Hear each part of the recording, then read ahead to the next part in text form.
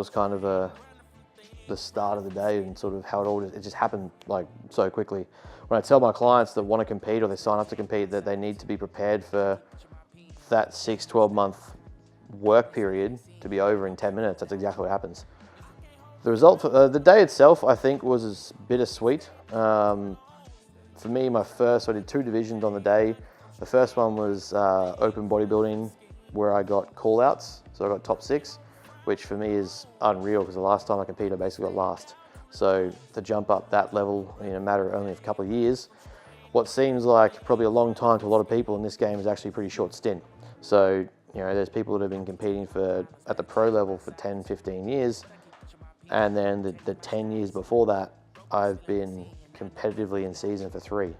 So to jump up places like that to me is actually pretty humbling and pretty, I guess, progressive. The huge feat for me was, so I went into classic bodybuilding, and it was always been a goal of mine to get to classic and do some, you know, Frank Zane, Arnie sort of poses, Lee Labrada, all the really classical bodybuilding guys that, though they weren't mass monsters, they had the structure and the size and the shape, and they could pose really nicely and artistically and show some things off that perhaps others couldn't. So I did classic physique, and for me that was just exciting in general because I hadn't done it before. And it was at the end of first call-outs when I realized that I hadn't moved from the middle.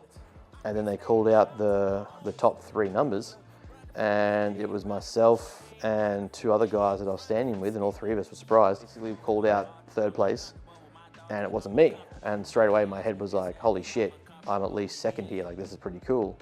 And then, yeah, from there, instead of calling out 1st place, they call out 2nd place.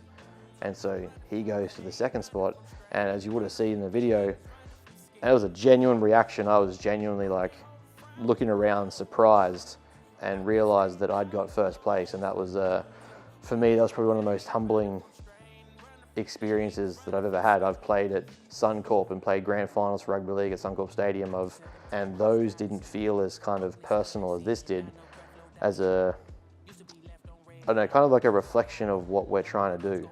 You know, as I sort of said before in the previous parts of the video, is that I take it very personally what we do. I set big challenges for myself, and I try to set an expectation to the business and to my clients that I embody what we preach, and the values on the back of these shirts actually mean something. And so to have that kind of recognized was a big thing for me.